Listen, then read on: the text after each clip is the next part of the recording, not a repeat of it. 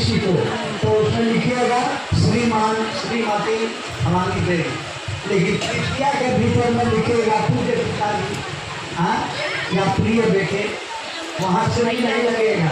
तो ये आदर सूचक शब्द है ओम।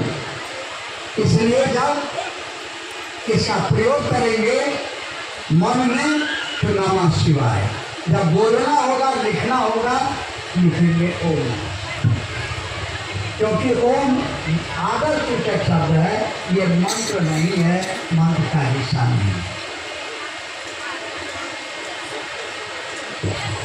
एक गुरु बहन पूछती है, हम गुरु कार्य कैसे करेंगे और हम अपनी पढ़ाई कैसे करेंगे?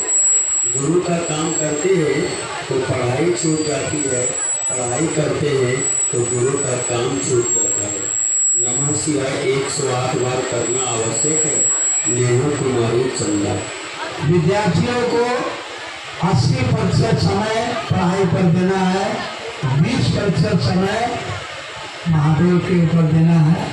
तो नमः शिवाय करना है तो नमः शिवाय करने के लिए आधा घंटा समय निकालिए, और पढ़ाई करने के लिए रात में सोने जा रहे हैं, मन ही मन महादेव को प्रणाम कर लीजिए, महादेव से दया मांग लीजिए कि महादेव दया कीजिए कि मेरा मन समझे कि महादेव मेरा है।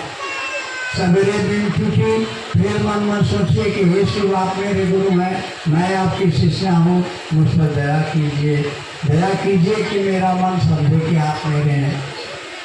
इसमें 2-4 मिनट आपका बर्बाद होगा, है। उसके बाद महादेव से कहिए कि हम पढ़ने जा रहे हैं, महादेव को भारी बना लीजिए, और पढ़ते पढ़ते मन आपका जब थक जाए, मन आपका उठ जाए, तो 2-4 बार नमः शिवाय सांस में खींच के छोड़िए।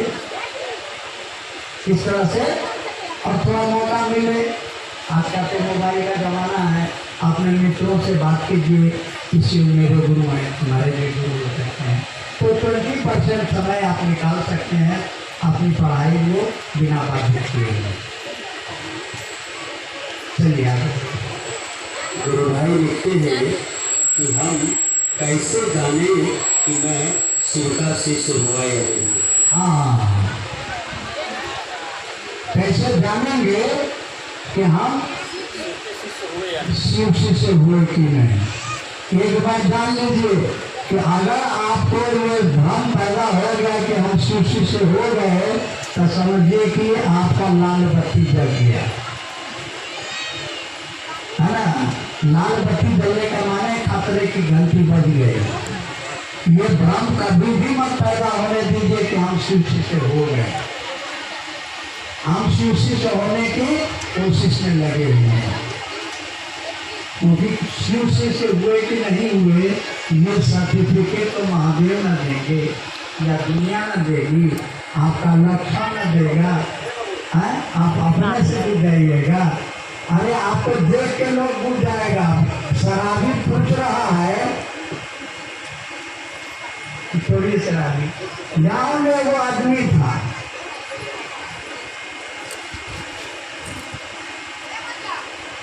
तो हमेशा उल्टे सीधा काम करते रहता था, बड़ा दुखी हुआ। तो गाँव कहा कि सब लोग जान गया है कि हम गुरबत आदमी हैं, गाँव छोड़ देते हैं, नया जगह चलते हैं, तो वहाँ लोग हमारा आदर सम्मान करेगा।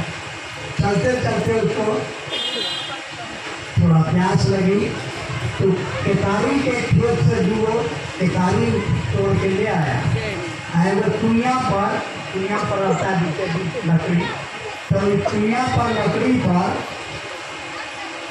एगो पैर बाया तरफ एगो पैर दाहिना तरफ करके बीच कुइयाँ पर बैठ गया, और छील करके खा रहा है, और छिलका के ऊपर कुइयाँ में फेंक रहा है। तो एक आदमी उधर से जा रहा था, कहा कि अरे उल्लू तू क्या कर रहा है? तो कहता क्या है, 80 कोस पर मेरा गाँव, कैसे जाना उल्लू मेरा नाम।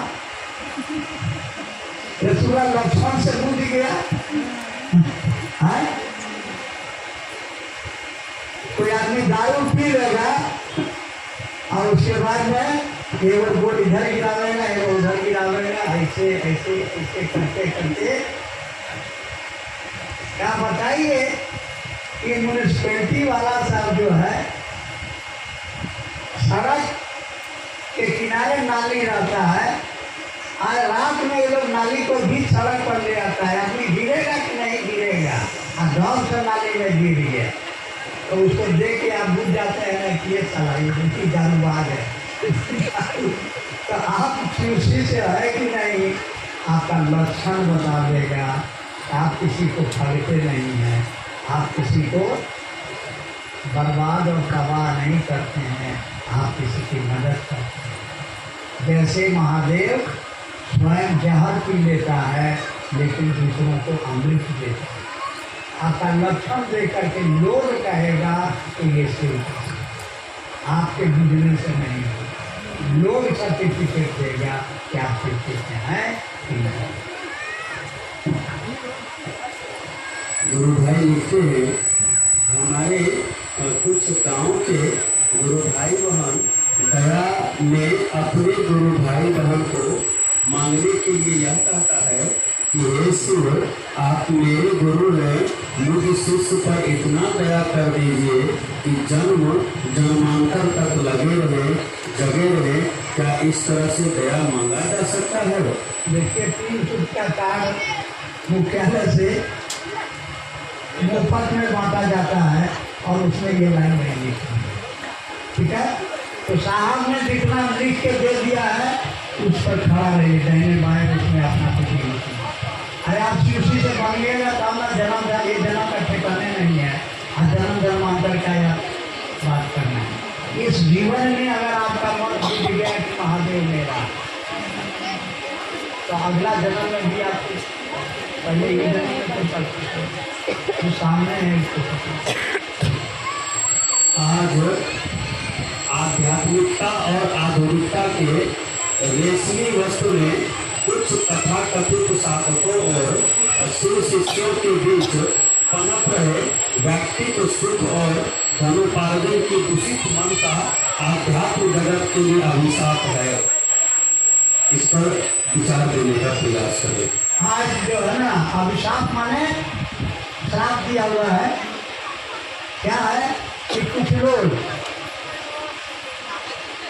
बढ़िया बढ़िया तलखी माला पहन करके रुद्राक्ष का माला पहन लेगा, हाँ रेशमी कपड़ा पहनेगा, लाल पीर कपड़ा पहन लेगा, साधु वेश में आपके पीठ में आवेगा कि हम शिव शिष्य हैं, और उसके बाद आपको कहेगा कि हरी जाना नहीं, वो बेकार बात है, उनको बताया नहीं, हम बताते हैं।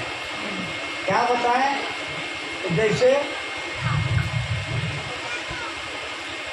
बरारी घाट में हमको बहुत साल पहले नया में गए, एक गुरु बहन बुला के ले गई। हमने पूछा कि क्या करती हैं? तीनों सूत्र। हाँ भैया तीनों सूत्र करे छिए। तो कैसे? पहले भोरे भोरे गंगा में नहाए के और मंदिर में जाके और महादेव के शिवलिंग के सामने में तीनों सूत्र सुनाए गए। अरे तो तीनों सूत्र आपको अपने करने के लिए न दिया गया था, महादेव से अपने लिए दया मांगना था कि हे महादेव आप मेरे गुरु हैं, आपको अपने को सुनाना था तो जाके शिवलिंग को सुना। उससे भी आगे एक आदमी और भेटाया कटिहार में, उसके यहाँ गए तो 3 वो कटोरी ले आया, वो कटोरी में दूध रखा है, वो में मछली रखा है, वो में बीच को, तो वो बिलाई को ला के बैठा दिया। अब बिलैया बैठी हुई है, खा नहीं रही, हम कहीं खा नहीं रही है, तो वैसे नहीं ना खाएगी, इसको हम पहले 3 सूत्र सुनाएंगे तब खाएगी। तो 3 सूत्र उसको सुना दिया तब बिलैया सब खा गए। हम राशि जाके साहब को बताए, साहब भी माथा ठोक लिए कि साला हम आदमी को सुनाने के लिए दिए थे, तो बिलाई को 3 तो यही है कि आवेगा आपके बीच में, सुंदर भाषण देगा, तरह तरह का मीठा मीठा बात करेगा। और एक जगह गए, एगो गुरुबाना बताएगी, तो एगो गुरुबाना आई थी बाहर से, कहा कि दया ऐसे दया नहीं मांगा जाता है, पूरा घूंघट काट लो, अभी ऐसे कर लो, आँख में लोर भर लो, और तब महादेव से दया मांगो। उनका चाहत में लोड कैसे आवेगा, मिठाई लगा लेगा। एक जगह कहा कि महादेव का दया सवेरे भोरे 4 बजे मांगो ना, तब ठीक से मिले। हम कहा कि जो 4 बजे 12 बजे रात में कुछ नहीं किया है, 4 बजे कैसे उठेगा। हाँ, एक से एक पहुँचल महात्मा आपके बीच में आवेगा।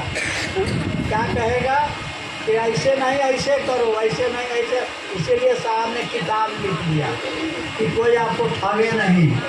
साहब ने खोल के किताब लिख दिया, आपके बीच किताब में है। उस किताब में पढ़िए और किसी से न किसी को ठगिए न किसी से ठगाइए। ठीक है, यही उसने कहा गया कि ऐसे नकाल लोग आवेंगे, आपको तरह तरह से भड़कावेंगे। आपको क्या है कि चोर तो चोरी करवे करेगा, आपको अपना घर का ताला खुद ठीक रखा, दरवाज़ा ठीक से बंद रखिए। मौका मत दीजिए कि कोई आपका सामान घर में आके चोरी करे। इसीलिए किताब पढ़िए, टीवी पर मोबाइल पर साहब का चर्चा डायरेक्ट आता है, उसमें सुनिए। साहब ने जो रास्ता बताया है उस रास्ते को फॉलो कीजिए। मैं कुछ नहीं है, रोज महादेव से मने मन कहना है कि हे महादेव दया कीजिए। दूसरे को कहना है कि महादेव मेरे गुरु हैं, आपके भी गुरु हो सकते हैं, और महादेव को प्रणाम करना है। ये 3 गो काम करना है। यही 3 गो काम बताने के लिए आप 5000 रुपया दे के बुलाते हैं, और 3 घंटा आपके घर में आके भजन गाता है, कपड़ों ले जाता है, फल फूल भी ले जाता है, खाने पीने का सामान भी लेके चल जाता है। ठगाते आप हैं और बदनाम महादेव होते हैं। इसलिए ठगाना नहीं है। ठीक है, ईमानदारी से काम कीजिए, न ठगिए न ठगाइए। बोलिए। गुरु भाई पूछ रहे थे कि आप उम्र के जिस पायदान पर और इस मौसम में आप लोगों से कहने निकलते हैं कि भगवान शिव को गुरु मानिए और उनके शिष्य हो जाइए, आखिर ऐसा क्यों? इस उम्र में तो आपको आराम करनी चाहिए, आप डर क्यों जाते हैं? देखो भैया, बड़े भाग मानुष तब पावा। हमने शिव को गुरु माना। आपने अगर हमारा भला किया है, उपकार किया है, तो उसके बदले में कुछ हमारा भी फर्ज बनता है ना। तो जो हमसे पार लगेगा उतना तो करना चाहिए। एक समय ऐसा आया जब मेरे ऊपर 6 लाख रुपया कर्ज हो गया। 18 लीटर दूध देने वाली भैंस के बाढ़ से खून आने लगा। 6 तो जर्सी गाय की नठरा हो गई। हम पैसे के लिए मोहताज हो गए और रोज प्लान बनाते थे कि गंगा जी में डूब के मरना ठीक रहेगा, तकलीफ कम होगी, कि रेल में कट के मरने में ठीक रहेगा, कि बिजली का नंगा तार छूने से। कहाँ से लावेंगे इतना पैसा? ऐसे समय में हाँ साहब हरिंगानंद, जिनको 20 साल पहले हमने पढ़ाया था, खबर भेजा उन्होंने कि अगर मसान साधना करने से आपको फायदा हुआ हो तो ठीक, नहीं तो महादेव को गुरु बना दीजिए।